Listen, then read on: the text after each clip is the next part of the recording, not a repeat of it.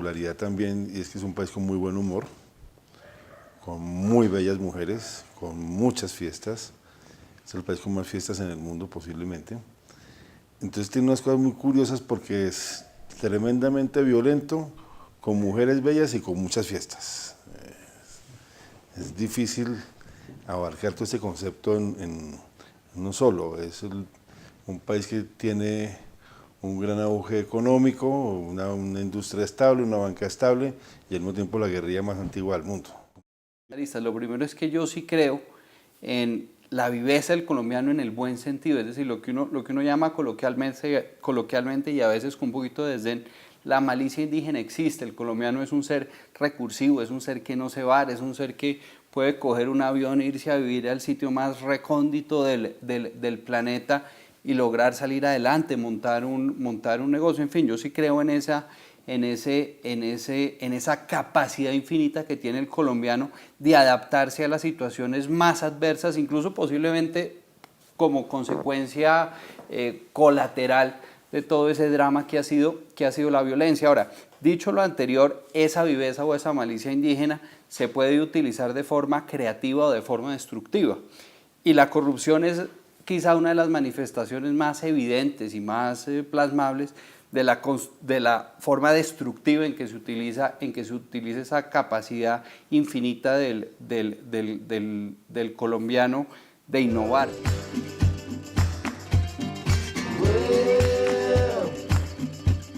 Yo particularmente no creo en los fatalismos culturales ni en lo que por allá en los años tal vez era 50 o 60 un profesor que se llama Albert Hirschman hablaba de la fracasomanía, de creer que definitivamente estamos condenados a todo lo que nos pasa, al subdesarrollo, a la violencia, a la corrupción, por supuesto.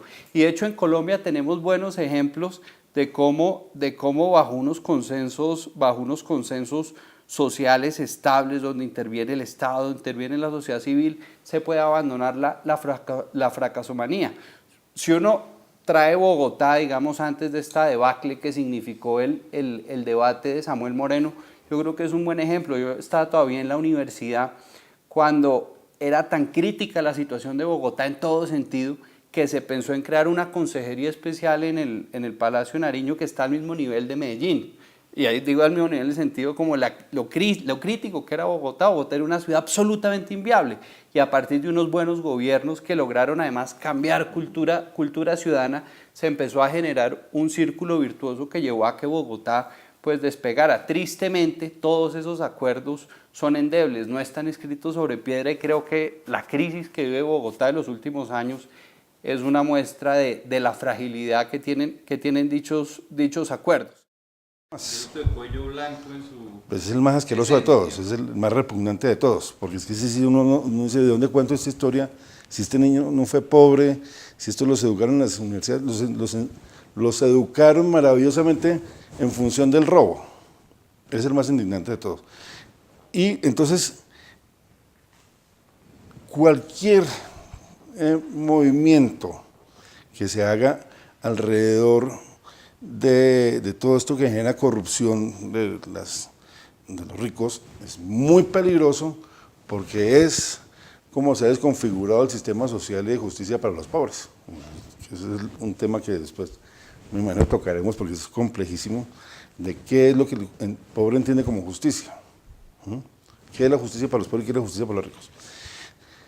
Entonces, es preocupante que haya ricos robando. Las señoras de los ricos mirando cómo se roban la bienestarina de los niños.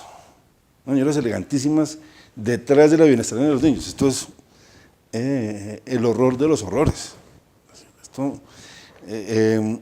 Pero además de todo, siento que es la peor corrupción del mundo, porque además de todas las atrocidades de andar detrás de la bienestarina de los niños, es la más mediocre de todas.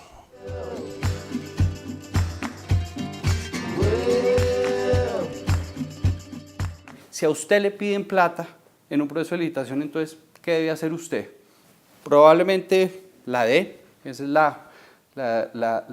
lo que ve uno en muchos casos tristemente, o lo que termina siendo el proponente, digamos, que quiere hacer las cosas bien, retirarse y no hace nada más porque dice: yo me retiro porque esto no va conmigo, pero tampoco denuncio porque yo no quiero entrar en confrontación con la entidad. Si vivo de eso, si yo soy un ingeniero que vive de eso, ¿cómo va a entrar en una lista negra de la Secretaría de Obras del departamento X? Entonces empiezan a generar unos círculos viciosos muy complejos. Pasa un poco como en el famoso dilema del prisionero, donde mi actuación es sobre la base de que yo tengo ignorancia de lo que van a hacer los otros. Si todos los demás proponentes se pusieran de acuerdo en decir si somos víctimas de un soborno, todos denunciamos, mi actuación como proponente cambiaría. Entonces ese es el tipo de reflexiones que uno tiene que hacerse para salir de ese círculo vicioso.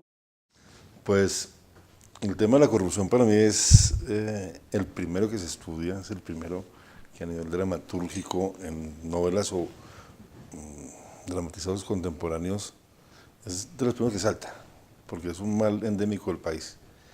Lo grave es que sí puede ser cultural, porque para mí la corrupción es la gran generadora de la violencia, históricamente, no la violencia actual, ni la de hace unos años. Históricamente la corrupción que va tomada de la mano de la injusticia, son hermanas.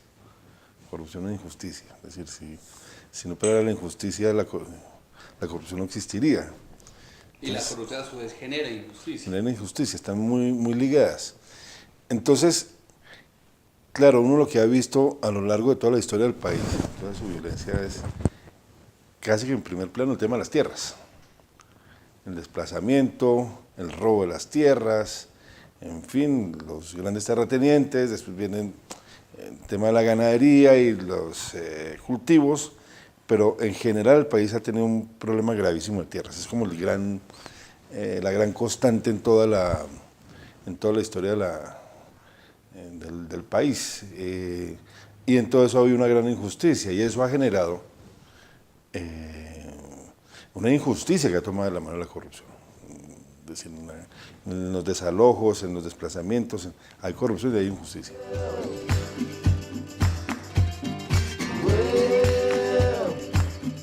Nos hace falta avanzar muchísimo en salir más bien de esos antivalores. De alguna forma, cuando uno ve un tema y no es por ser, cuál sea la palabra, ni mojigato, ni moralista, ni nada de eso, pero por ejemplo, ciertos realities, uno lo que siente es que premian es el antivalor, el que logra ser maquiavélico, y esa es la vida humana, eso es, pero los medios de comunicación en lo que sí se quedan flojos, de pronto es de mostrarle a uno la otra cara, decir, mire, esta es una realidad, estos somos, ocultarlo no tiene ningún sentido, incluso yo creo que ocultarlo sería más contraproducente, pero también mostremos, no sé cómo, porque es difícil, pero mostremos esa otra cara de forma amigable, de forma amable, de forma agradable, de forma que enamore al televidente, porque ese mismo televidente enamorado de una serie, de un personaje que hace las cosas bien, es también un ciudadano.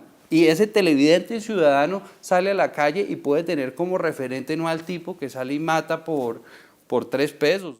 Si nosotros no hacemos las películas o las series, los gringos nos la van a seguir haciendo. O sea, nosotros no podemos permitir que nos sigan contando las historias desde afuera. Y claro, hay unas deficiencias narrativas, eso es un tema que nos afecta a todos los que estamos produciendo esto, en qué punto el delincuente se convierte en ídolo y un patrón de comportamiento social. Eso lo estamos tratando de mejorar. Gacha, por ejemplo, está escrito desde el punto de vista de las víctimas. El fundamento de la televisión, según el Estado, es entretener, no informar ni educar. Eso suena horrible, pero porque es que en el momento que dicen que la televisión educa, se lavan la mano los educadores y las familias. Entonces, en muchas partes dicen, es que la televisión no está mal guiando a los niños. No, un segundo. Yo tengo hijos, yo tengo nietos, yo les controlo el televisor, les controlo el internet y les controlo la calle. Y sé con quiénes estudian en el colegio, ¿no? Tiene que haber una televisión que entretenga, que informe, que denuncie, porque también el televidente colombiano se acostumbró a eso. Por el total de las producciones en los canales privados, narconovelas o series violentas, en fin, no ocupan más del 11% del total de los productos.